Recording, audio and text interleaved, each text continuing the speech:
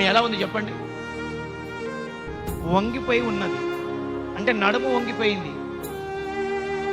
అంటే నడుము వంగిపోయిందంటే 18 సంవత్సరాల నుంచి ఆమె మందిరానికి వస్తున్నది తన రోగాన్ని బాగు చేసుకోవడాని అనే ఉద్దేశంతో రావడం. గమనించండి, ఆమె 18 సంవత్సరాల నుంచి ఏమండి దేవుని వాక్యము చేత బలపడి దేవుని కొరకు నిలబడాలనే ఉద్దేశముతో ఆ స్త్రీ వస్తున్నట్లుగా మనం చూస్తున్నాం.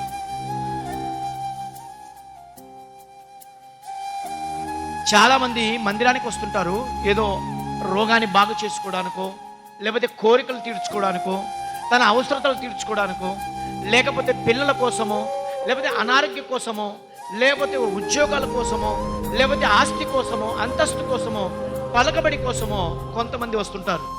ఒక ఆయన ఏమంటే యేసుప్రభుల వారు ఒక సభలో వాక్యం చెప్తున్నాడు. ఒక సభలో వాక్యం చెప్తుంటే ఏమని చెబుతున్నాడో మీరు చూడగలిగితే, యేసుప్రభుల వారు ఒక సంఘటన గురించి మాట్లాడుతున్నాడు. అక్కడ 3 విషయాలు కనబడతాయి. అక్కడ మీకు ఎవరైనా సమాజ మందిరములో మీకు తీసుకువెళ్ళినప్పుడు మీరు ఎవరికి భయపడవద్దండి, దేవునికే భయపడండి అని ప్రభు చెప్తున్నాడు. రెండోది, ఆ సమయంలో మీకు మాట్లాడుతున్నప్పుడు పరిశుద్ధాత్మ మీలో ఉండి మాట్లాడుతున్నది కాబట్టి మాట్లాడేవారు మీరు కాదు అని ప్రభుల వారు చెప్తున్నారు. ఎవరికంటే అక్కడ వింటున్న ప్రజలతో మాట్లాడుతున్నాడు.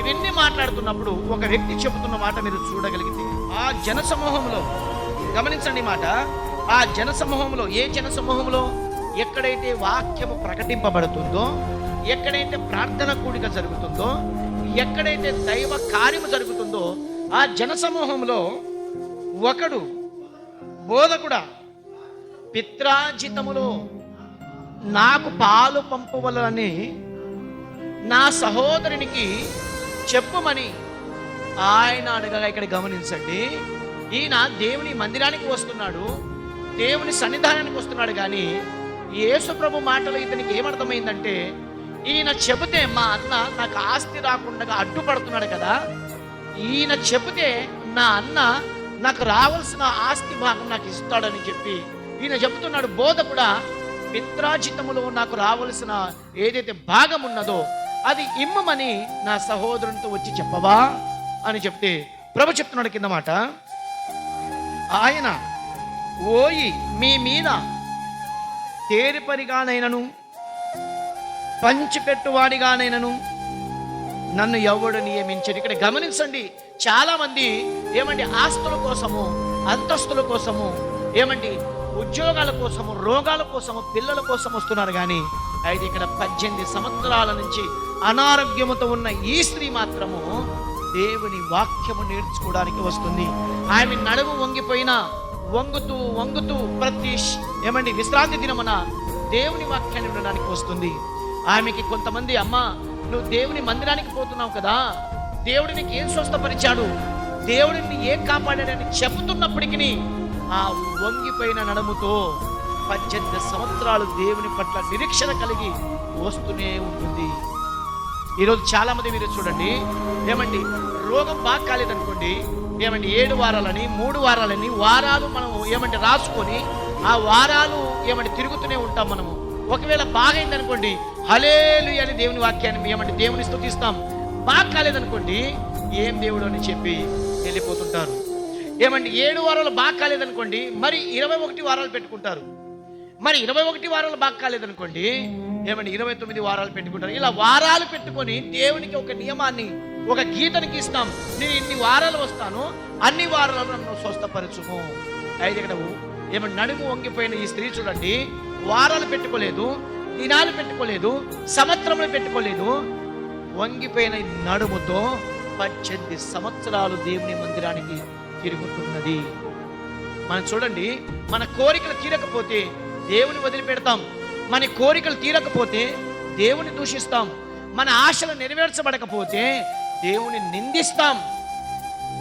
ఏమండి యోబు గారు చూడండి, 10 మంది పిల్లలు చనిపోయినా, ఏమండి 11,500 జీవాలు నాశనమైపోయినా మనకు మాదిరిగా ఆయన కూడా నిందించాలి కదా, మనకు మాత్రం ఆయన కూడా దేవుని వదిలిపెట్టాలి కదా.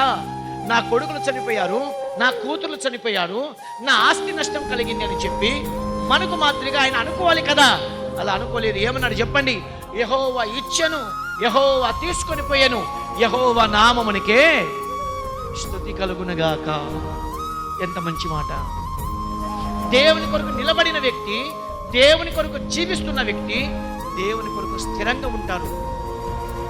ఏమండి, అబ్రహాంకి దేవుడు అడిగాడు, నాయనా నువ్వు నీ కుమారుని నాకు ఇస్తామని చెప్తే మరో మాట చెప్పకుండానే భార్యకి చెప్తే ఎక్కడ ఆటంకపరుస్తుందని చెప్పి ఏమంటే కట్టెలు తీసుకొని గాడిద మీద తన కుమారుని ఎక్కించుకొని దగ్గరికి ఎన్నో ఆలోచనలు వస్తున్నాయి. ఎందుకు ఇస్తావు బలి, ఎందుకు వచ్చింది ఈ బాధ, దేవుడైతే నరబలి అడుగుతాడా అని చెప్పి ఎన్నో ఆలోచనలు వచ్చి ఉండవచ్చు. అయినప్పటికీ మరి అబ్రహాం విశ్వాసం ఏంటో తెలుసా?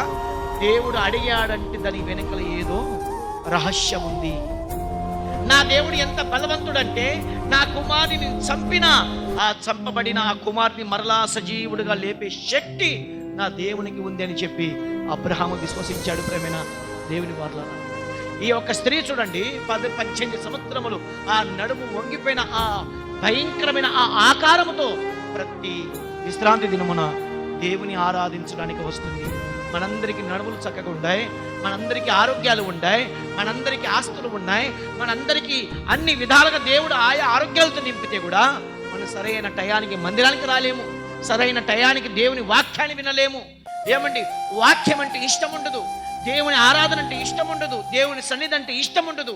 మనకేంటో తెలుసా? లోకానుసారమైన జీవితం అంటే మనకి ఇష్టం. సినిమాలంటే ఇష్టం, సీరియల్ అంటే ఇష్టం, సినిమా పాటలంటే ఇష్టం, అల్లరితో కూడిన ఆటపాటలంటే ఇష్టం, లోకానుసారమైన జీవితం అంటే ఇష్టం.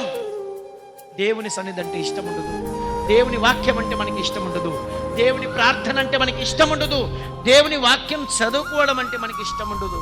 అల్లరితో కూడిన ఆటపాటలంటేనే మనకి ఇష్టం. నడుము వంగిపోయిన ఆ ఒక విధవరాలు, ఆ నడుము వంగిపోయిన ఆ స్త్రీ జీవితంలో నుంచి మనం మంచి గుణపాఠం నేర్చుకుంటున్నాం. ఆమె దేవుని సన్నిధికి తన స్వస్థత కావాలని రాలేదు, నా జీవితానికి, ఆత్మీయ జీవితానికి నేను బలపరచబడాలని వచ్చింది. ఇక్కడ ఉన్న మనందరం కూడా ఏదో ఒక కోరికలతో ఇక్కడ కూర్చుంటే మన జీవితం ఎప్పుడూ బాగుపడదు. ఏదో ఒక స్వార్థంతో మన జీవితాలలో దేవుని దగ్గరికి వస్తే మనం బాగుపడలేం. ప్రియులారా, దేవుని కొరకు దేవుడు ఇచ్చినా దేవునికి స్తుతించాలి, దేవుడు ఇకపోయినా దేవుని స్తుతించాలి, బాధ వచ్చినా దేవుని స్తుతించాలి, సంతోషం కలిగినా దేవుని స్తుతించాలి. అలా జీవించింది కాబట్టి ఆ స్త్రీ తన జీవితానికి ప్రభువువారు ఒక గొప్ప విడుదల కలిగించాడు.